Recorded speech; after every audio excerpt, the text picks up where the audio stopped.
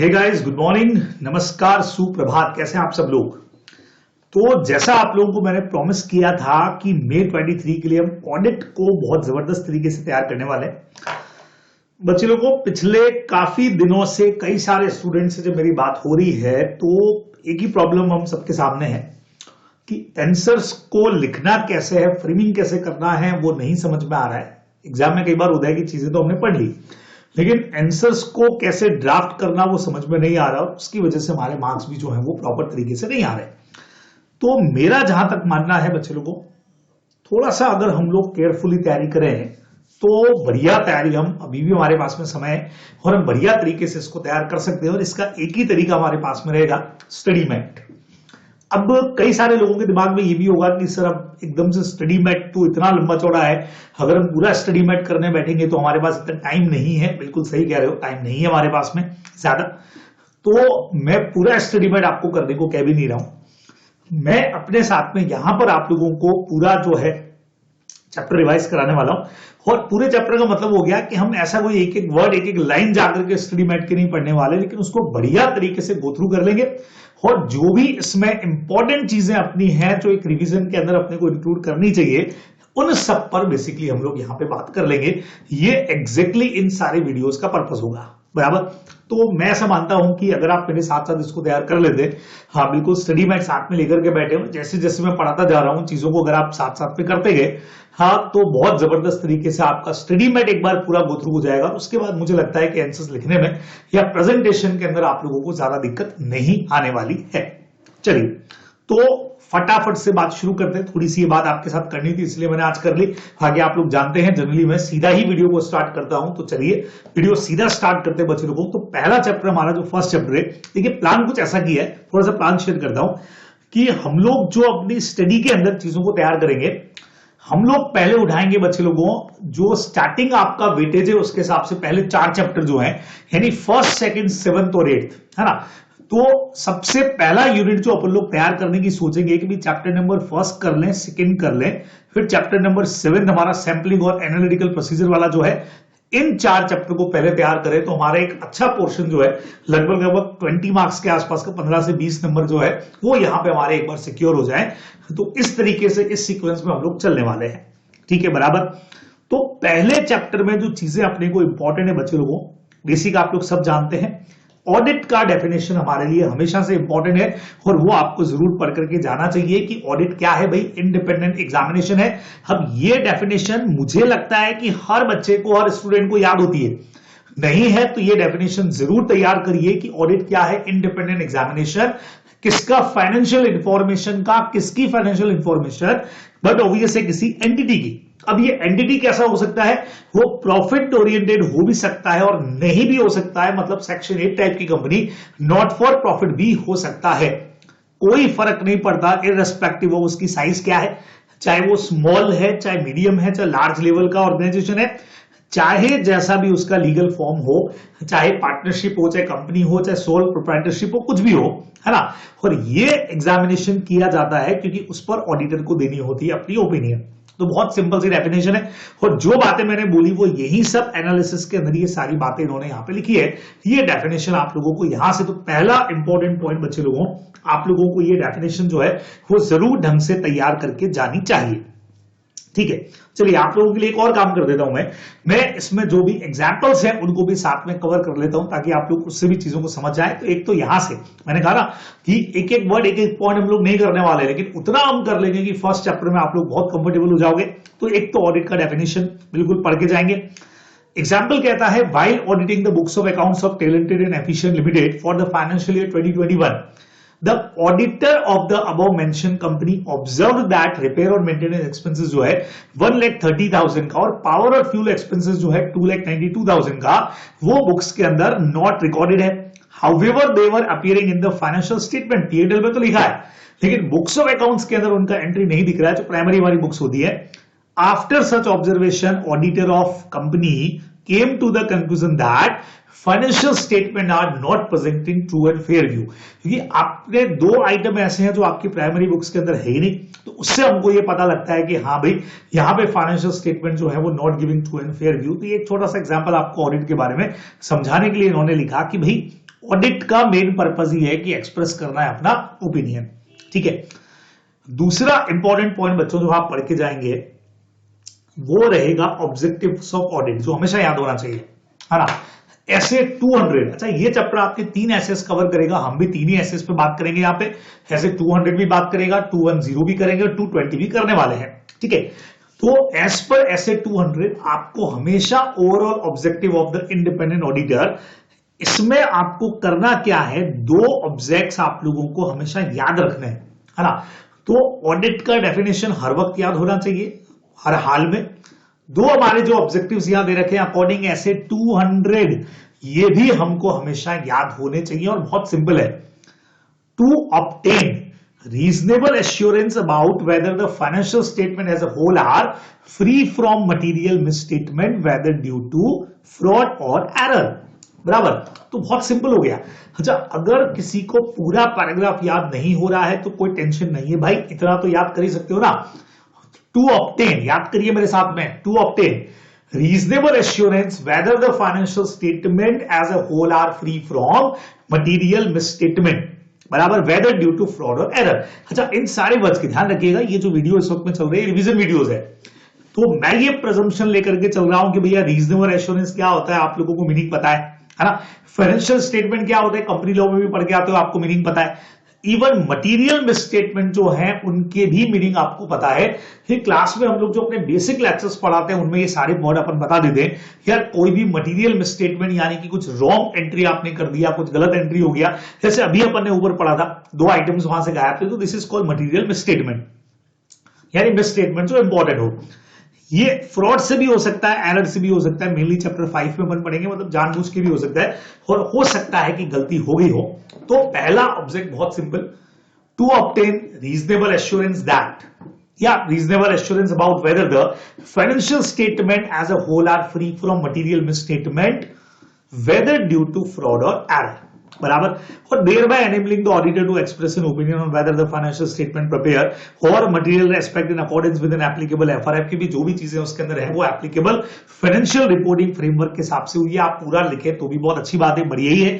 Otherwise fraud and error तक तो आपको जरूर जरूर जरूर याद करना भी चाहिए बच्चे लोगों को, और एग्जाम के अंदर लिखना भी चाहिए। क्लियर। अच्छा, सेकेंड वाला भी बहुत सिंपल हो गया। जब ऑडिट करोगे तो भाई रीजनेबल एश्योरेंस लेने के बाद में रिपोर्टिंग भी तो करोगे, मेन अपना काम ही रिपोर्टिंग का है। तो इधर आपको ये सेकंड लाइन भी, second purpose, to report on the financial statement and communicate as required by SAs, इतना भी याद कर लेंगे तो हमारा काम हो जाएगा। ठीक है, आगे इन्होंने लिखा है accordance with the auditor findings, कि भैया ऑडिटर ने जो काम किया रहेगा उसके हिसाब से वो बता रहा है, लेकिन आप इतना भी लिखते तो चलेगा, to report on the financial statement and communication as required by the SAs का मतलब स्टैंडर्ड ऑफ ऑडिटिंग है, ये अपने को ध्यान में रखना है। तो भाई रीजनेबल एश्योरेंस ले लिया और उसके बाद में रिपोर्टिंग कर दिया, इतना पॉइंट आप जरूर एग्जाम पर्पज से याद करके जा सकते हैं। तो ये ऑब्जेक्ट में अपने को बच्चे लोगों पक्के से याद करके जाना है। छोटा सा एक एग्जाम्पल लिया इन्होंने, while auditing the books of accounts of Different and Capable Limited for a financial year 2021, Mr. Z, auditor of above mentioned company, explained to new audit team member about the objects, है ना। While going through the financial statement of company, audit team observe करती है कि बहुत सारे errors वहां पे देखने को मिल रहे हैं एक्सपेंसेस के अंदर, और जो मटेरियल भी है as required by the companies act were not complied with, वो रिक्वायरमेंट भी पूरी नहीं हुई है। When audit team discussed the matter with Z with regard to Different and Capable Limited, he came to know the conclusion that auditor did not obtain reasonable assurance, है ना। क्योंकि auditor वहां पे reasonable assurance नहीं ले पाएगा, unable to express an opinion on the financial statement of the company, बराबर। तो ये एग्जाम्पल क्या कहना चाह रहा है कि जब हमने ऑडिट किया और हमको पता लग रहा है कि कुछ गड़बड़ियां वहां पे है, और इस वजह से हमारा जो मेन पहला ऑब्जेक्टिव क्या था, to obtain reasonable assurance that या whether financial statement as a whole are free from material misstatement, ये ओपिनियन हम नहीं दे पाएंगे, अपने को ध्यान में रखना चाहिए। तो सिंपल सा अपना एग्जाम्पल है, आप लोग ध्यान रखेंगे। तो पहला इंपॉर्टेंट पॉइंट बच्चे लोगों ऑडिट का डेफिनेशन याद करके जाओगे। सेकेंड नंबर, ऑब्जेक्ट्स जो है वो अपने को पता होने चाहिए, हर वक्त कई जगह पे काम ही आते हैं, ये आप लोग ध्यान रखेंगे। अब एक छोटा सा टॉपिक हमारे पास में और आया, ऑडिट के स्कोप क्या है। अब उतना ज्यादा इंपॉर्टेंट पॉइंट ये नहीं है, तो बहुत सिंपल तरीके से इसको कर दीजिए, और उसमें भी क्या करिए, अब देखो टोटल आपको 7 पॉइंट्स दे रखे, लेकिन इधर अगर आप देखेंगे तो यहां बच्चे लोगों आप लोगों को 5 पॉइंट्स इन्होंने दे रखे हैं और प्रैक्टिकली यही 5 पॉइंट्स अपने को तैयार करने हैं, ठीक है ना। यही 5 पॉइंट अपन लोग तैयार करेंगे तो उससे ज्यादा का क्वेश्चन आएगा नहीं और बहुत इजी तरीके से तैयार हो जाएंगे। आइए देखते हैं। पहला पॉइंट कहता है, अब आंसर को लिखने का तरीका देखना। आईसीएआई ने अपने स्टडी मटेरियल में कई जगह पे खुद ही कुछ चीजों को ऐसा बोल्ड लेटर्स में लिख दिया है और यही चीजें बच्चे लोगों हमारे लिए कीवर्ड्स होंगे, तो पूरा एज इट इज कॉपी नहीं करना है। The audit should be organized to cover adequately all aspects of the enterprises। इतना ही लिख दो, बहुत है ना। तो पहला स्कोप के अंदर पहला पॉइंट क्या आता है, मान लीजिए मैंने पॉइंट ऐसे बना लिया, टू कवर या simple cover adequately all aspects of the enterprises. आगे ठीक है, relevant to the financial statement या रिलेवेंट टू द ऑडिट, जो भी अपना कुछ हो गया। तो जब भी ऑडिट करेंगे हमारे स्कोप के अंदर जितने भी एस्पेक्ट्स ऑडिट से जिनका या एंटरप्राइजेस से जो कनेक्शन है वो सारे के सारे इंक्लूड करने हैं अपने को। ये हमारा फर्स्ट पॉइंट बन गया। सेकंड नंबर अपने को क्या करना है, इंफॉर्मेशन कंटेन इन द, देखना बच्चों समझना, to form an opinion on the financial statement the auditor should be reasonably satisfied. अब ऑडिटर हमारा यहां पे क्या होना चाहिए, रीजनेबली सेटिस्फाई होना चाहिए। किस बारे में, whether the information contained in the underlying accounting records and other sources data are reliable। तो ये हमारा बन गया अगला पॉइंट, रिलायबल इंफॉर्मेशन, इसी में से निकालिए, है ना। ये जो भी इंफॉर्मेशन है इसको ऐसे बना लीजिए, इंफॉर्मेशन मस्ट बी रिलायबल, है ना। अंडरलाइन यानी किसमें दी हुई है, in accounting record and other datas. बहुत सिंपल, या अकाउंटिंग रिकॉर्ड्स भी लिख दोगे तो काम हो जाएगा, क्योंकि ये हमारे कीवर्ड्स हैं जो अगर आंसर में आ गए तो मजा आ जाएगा अपने को। तो अपने लिए एक वर्ड यहां पे मिल गया अपने को, रिलायबल। जैसे पहले वाले में हमने कहा कवर ऑल द एस्पेक्ट्स, सारे एस्पेक्ट्स जो हैं वो उसमें कवर होने चाहिए। सेकेंड हमने बना दिया, जो भी इंफॉर्मेशन होगा, reliable information contain in the underlying accounting records, या रिकॉर्ड्स के अंदर जो इंफॉर्मेशन होनी चाहिए वो क्या होनी चाहिए, हमेशा रिलायबल होगी। ये अपने को चीजें यहां पे देख लेनी चाहिए, ये भी हमारे स्कोप के अंदर आने वाला है। तीसरे नंबर पे बच्चे लोगों, decide whether the relevant information is properly disclosed. हमारे लिए वर्ड क्या हो गया, डिस्क्लोज्ड। समझना, पहले वाले में all aspects must be covered related with the organisation या enterprises. Second number, information contain in the accounting records must be reliable, या reliable information must be contain. Third number के ऊपर हमने क्या लिख दिया, all information is properly disclosed.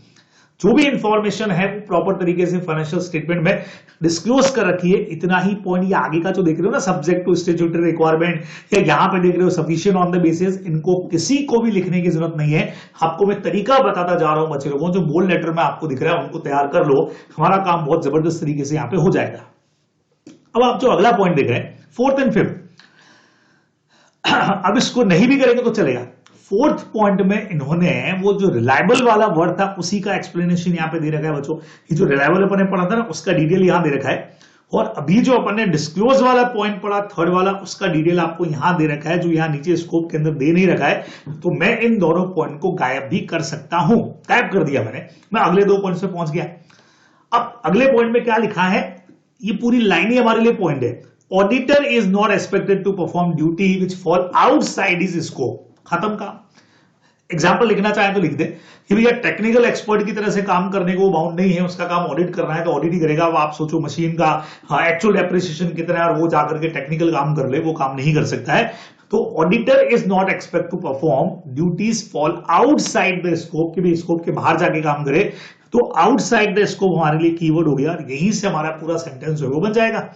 उसी तरह से लास्ट पॉइंट बच्चे लोगों को देखना, constraint on the scope of the audit, मतलब हमारे ऑडिट के स्कोप में अगर कोई बाधाएं आ रही है, अगर कोई हमको रोक रहा है, ठीक है ना, कहीं पर भी अगर हमको लग रहा है कि यार कोई रोकने की ट्राई कर रहा है of the financial statement, that impair the auditor ability to express an unqualified opinion on such financial statement should be set in his report and a qualified opinion या डिस्क्लेमर जो है वो शुड बी एक्सप्रेस। अब हमने कहा sir इतना बड़ा point हमको याद कैसे रहेगा, बच्चों समझना, मेन काम आप लोग को जो करना है, कॉन्स्ट्रेंट वर्ड तो पढ़ना ही पढ़ना है। ये रट्टा मारना हो रट्टा मारिए, पढ़ना हो पढ़िए, लेकिन ये वर्ड तो वहां पे अपने को चाहिएगा। बहुत सिंपल है, in case of any constraint on the scope of audit, ठीक है, should be set out in his report. देख लीजिए, बहुत सिंपल चीज बता रहा हूं आप लोगों को मैं आपको वो तरीका बता रहा हूं जिससे आप अपना आंसर वहां पे लिख सकते हैं बच्चे लोगों, और बहुत जबरदस्त तरीके से मार्क्स भी ला सकते हो। तो हमने क्या उठाया, constants on the scope of the audit, पूरा आपने ले लिया of the audit, should be set out in his report, कि भी अगर उसके स्कोप पर किसी तरह की कोई रेस्ट्रेन किया गया है, रोका गया है, तो उसको अपने ऑडिट रिपोर्ट में लिखना चाहिए।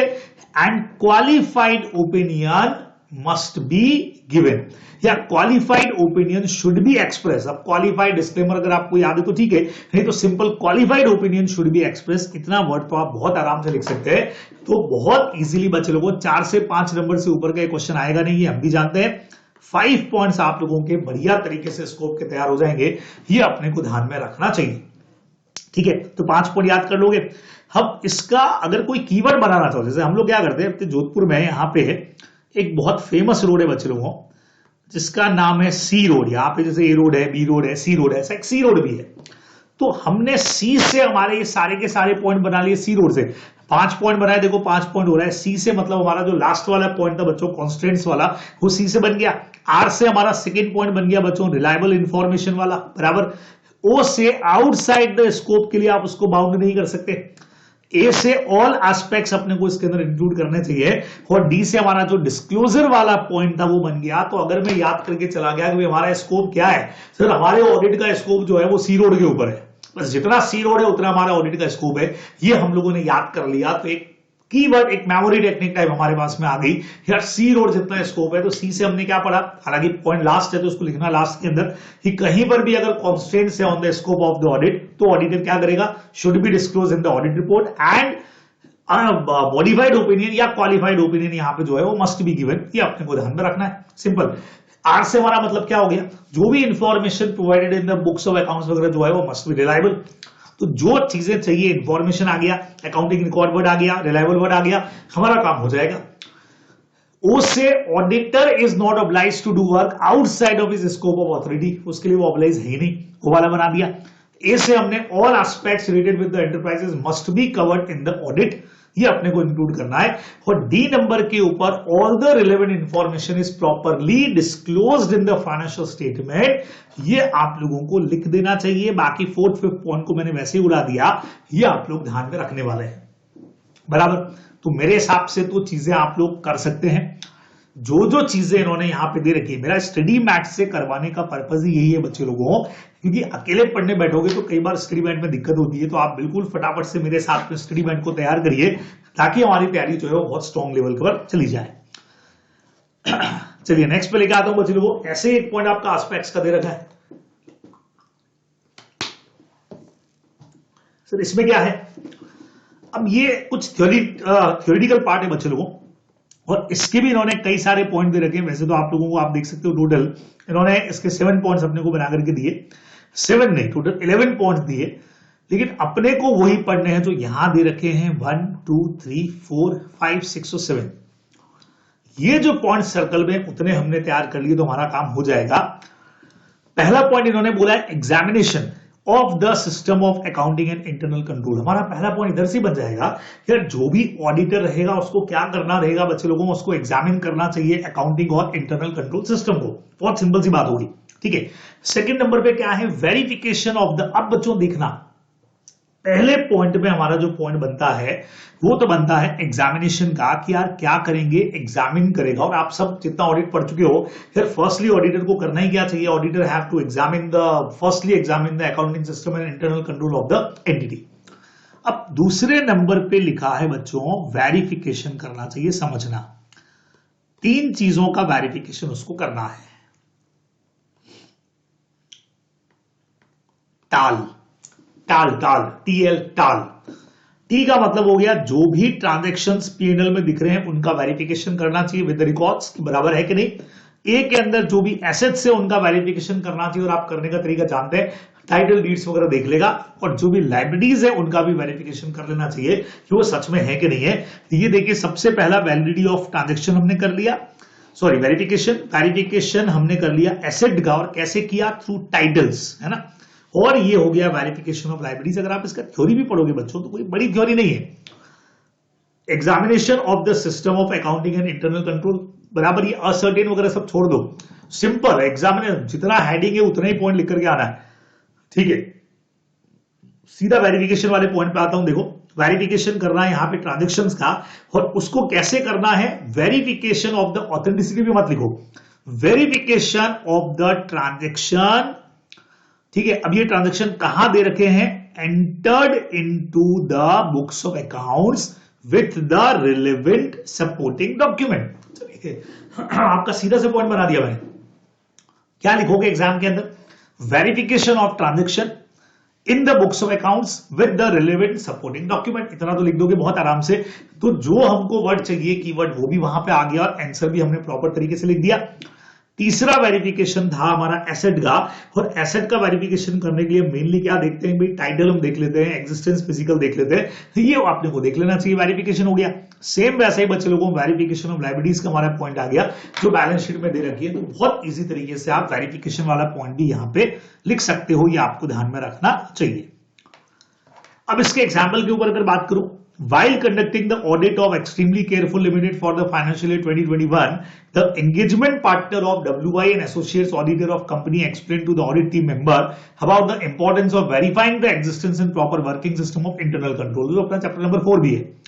He explained further that if internal control relating to FS are adequate or working properly, तो ऑडिटर जो है वो कॉन्फिडेंस क्रिएट कर सकता है बुक्स ऑफ अकाउंट्स के ऊपर, और ज्यादा ऑडिट प्रोसीजर फिर नहीं लगाने पड़ेंगे और बहुत इफेक्टिव तरीके से हम ऑडिट को कर पाएंगे। तो ये उन्होंने एक एग्जांपल फॉर्म में चीजों को समझाया है, बराबर।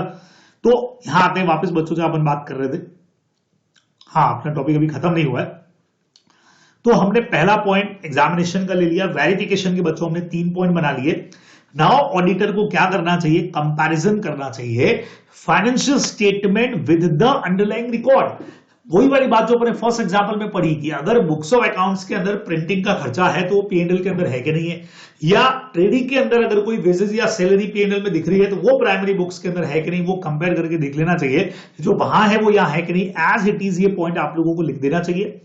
सेम उसी तरह से checking the result shown by the profit and loss whether they are giving true and fair view और नॉट, अभी आपको पढ़ा देता हूं बच्चे लोगों। और फाइनली अपने को जाके रिपोर्टिंग तो करनी है कि that financial statement are free from material misstatement और नॉट, या giving true and fair view और नॉट। बहुत सिंपल आपका पॉइंट बन जाएगा। ये देखिए ये सब अपने छोड़ दिए, वही लिए जो वहां दे रखे, कंपैरिजन करना बैलेंस शीट और पी&एल का with the underlying record, simple इतना सा कि भी उसके हिसाब से है कि नहीं।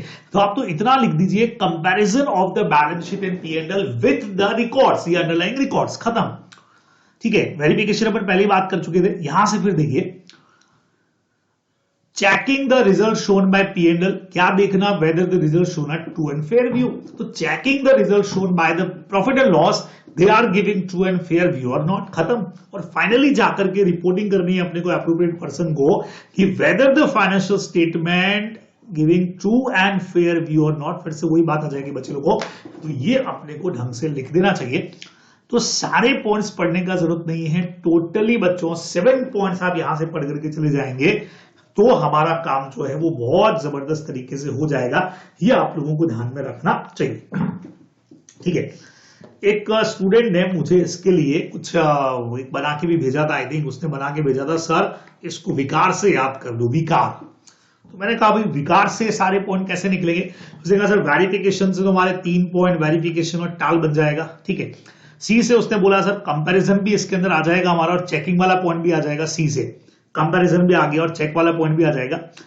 फिर मैंने उसको पूछा था कि भाई ए वाले पॉइंट को उसने किससे बनाया होगा, आर को किससे बनाया होगा। तो देखें बच्चे लोगों अपना क्या बच गया, आर से तो हमारा रिपोर्टिंग वाला काम हो गया। ठीक है, और ए से उसने ये पॉइंट बना दिया था वो हमारा पी&एल वाला है ना, कि भाई पी&एल वाला पॉइंट कहां गया अपना, true and fair view P&L से आ रहा है कि नहीं आ रहा है, उसमें कुछ ए वाला पॉइंट सेट होता है क्या बच्चे लोगों, देखें अपन।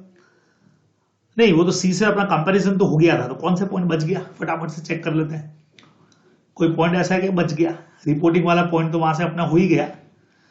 हाँ, चेकिंग और कंपैरिजन तो अपना वहीं से हो गया, रिपोर्टिंग वाला पॉइंट भी हो गया। तो भाई ए से तो कुछ बचा ही नहीं अपने पास में। देखें उसने मुझे बना करके भेजा था कि सर आप इस तरीके से इसको ले लें तो बढ़िया काम। हाँ, ये वाला एग्जामिनेशन वाला ये पॉइंट नहीं आया ना अपना, तो examination of the accounting and internal control, तो उसने बोला सर ए से आप इस तरह से याद कर सकते हो, यार अकाउंटिंग सिस्टम अपने को चेक करना पड़ेगा, मतलब उसको प्रॉपर देखना पड़ेगा, सबसे पहले घुसते एग्जामिन करना पड़ेगा, तो इस तरीके से अपन जो है वो पॉइंट बना सकते हैं। तो ये आपके ऊपर है कि कैसे आप बनाते हो, लेकिन ये कुछ कीवर्ड्स अगर हम लोगों ने इस्तेमाल कर लिए तो बच्चे लोगों बहुत ढंग से आप लोग काम को कर पाएंगे, ये आप लोग ध्यान रखने वाले हैं।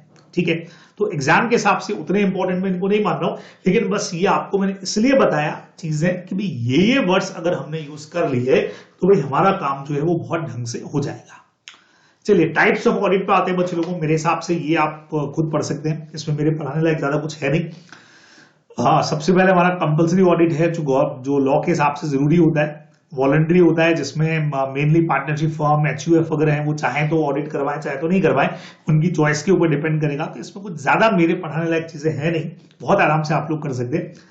फिर भी अगर आपको मैं इसमें कुछ हिंट दूं कि यार कुछ चीजें आपको देखनी चाहिए, है ना, तो वॉलंटरी ऑडिट कोई क्यों करवाएगा, वॉलंटरी ऑडिट किसकी होती है, सबसे पहले तो ये दिमाग लगा लेना वहां पे एग्जाम पर्पज से, proprietary firm, partnership firm, HUF. ठीक है, अब इनकी ऑडिट क्यों होती है, क्योंकि बेसिक लीगल रिक्वायरमेंट तो है ही नहीं, तो लॉ ये कहता है कि कई सारी जगह पे तो इनके इंटरनल रूल्स ये कहते हैं, ये अपने बायलॉस के अंदर ही लिख देते हैं इंटरनल रूल्स में कि ऑडिट होनी चाहिए तो होनी चाहिए। सेकंड नंबर, कई सारे एनपीओज वगैरह को, स्कूल्स वगैरह को गवर्नमेंट से ग्रांट या सैंक्शंस वगैरह कुछ ग्रांट या लोन्स मिलते हैं, और लोन या ग्रांट के लिए इनको कई बार क्या करना पड़ता है बच्चे लोगों को, लोग ऑडिटेड चीजें मांगते हैं, तो they have to do audit करवानी पड़ती है, ये अपने को ध्यान में रखना है। यहाँ दे भी रखा है कि रीजन ये है कि इस वजह से इनको क्या करवाना पड़ेगा, their accounts must B audited, ये एक बड़ा रीजन है, तो ये आप थोड़ा सा पढ़ करके जाएं। और यहां पे आपको मैं बोलूंगा आप लोग देखेंगे तो नॉट फॉर मेकिंग के लिए देखिए, क्योंकि एनपीओज वगैरह स्कूल क्लब हॉस्पिटल ये क्यों करवाएंगे, अगेन फिर से वही दो रीजन है बच्चों, या तो इनके इंटरनल रूल्स ये चीज बोलते हैं, और सेकंड नंबर वो ये है कि इनको गवर्नमेंट से ग्रांट वगैरह चाहिए होता है, तो उस वजह से क्या होता है कि ये जरूरी हो जाता है कि अपना अकाउंटिंग जो है वो ऑडिटेड करवाए। म्युनिसिपल ग्रांट, ये देखो म्युनिसिपल ग्रांट मिलता है इनको, इस वजह से ऑडिट करवाते हैं। सेम बच्चे लोगों ने ट्रस्ट के लिए बोला हुआ है, तो ट्रस्ट में भी वही है, या तो इनके इंटरनल रूल्स के अंदर कई बार होता है, अदरवाइज ये लोग चाहते हैं कि भाई ट्रस्ट का काम प्रॉपर तरीके से हो, कुछ एडवांटेज वगैरह जो है प्रॉपर मिलते रहे, उस हिसाब से ये लोग ट्रस्ट का भी ऑडिट करवाते हैं। तो ये आप पॉइंट को ज्यादा ठीक है एक बार पढ़ करके जा सकते हैं। अब एक बढ़िया पॉइंट आता है बच्चे लोगों, ऑडिट के हमारे एडवांटेजेस क्या हैं। टोटल एडवांटेजेस आपको जितने भी यहां दे रखे हैं देख सकते हैं, आपने को वो एडवांटेजेस लेने हैं जो यहां बॉक्स में आप लोग देख रहे हैं, और यही पॉइंट्स भी हैं।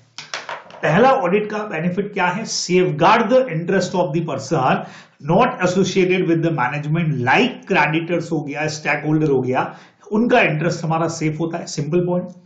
सेकेंड नंबर, ऑडिट की वजह से क्या होता है, there is a moral check on the employ सो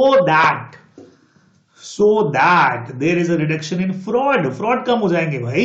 ये देखो, इट एक्ट, आपको खुद ने ऐसे ही नहीं बोल दिया भैया, हम जो कह रहे हैं वो लिखते क्यों नहीं हो, it act as a moral check on the employees from committing fraud।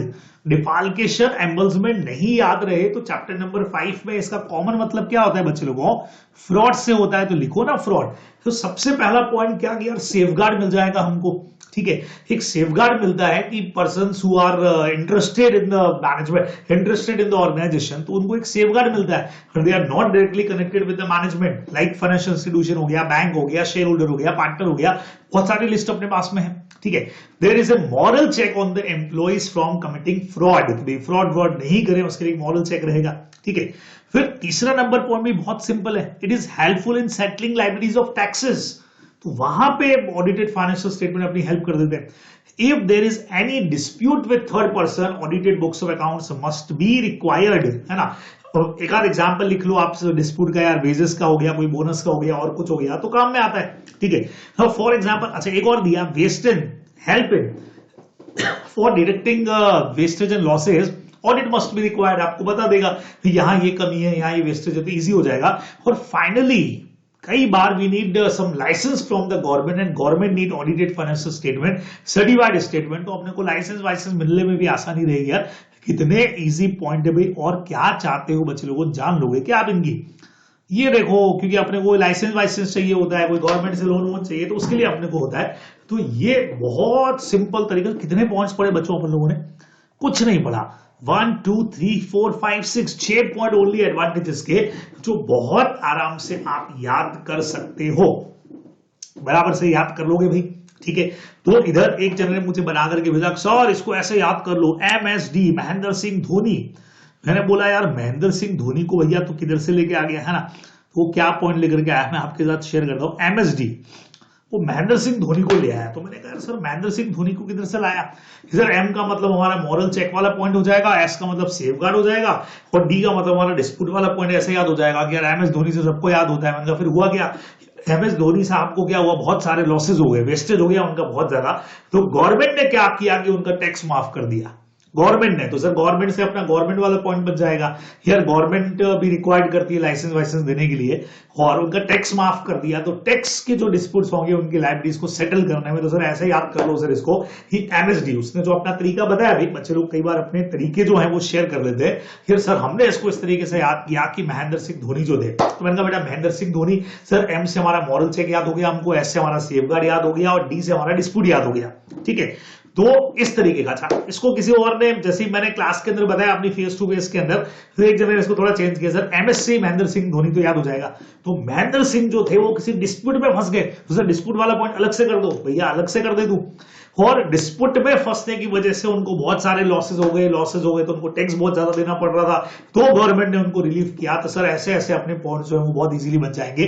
मैंने कहा भाई चलो जैसा तुमको ठीक लगे, whatever you want to do, लेकिन मेरा मकसद यह है कि तुमको याद होना चाहिए, और जो वर्ड्स यहाँ पे दे रखे हैं वो तुम्हारे आंसर में होने चाहिए, कॉपी चेकर को दिखने चाहिए, और तुमको नंबर मिलने चाहिए बच्चे लोगों को। ये आप लोग ध्यान में रखने वाले हो।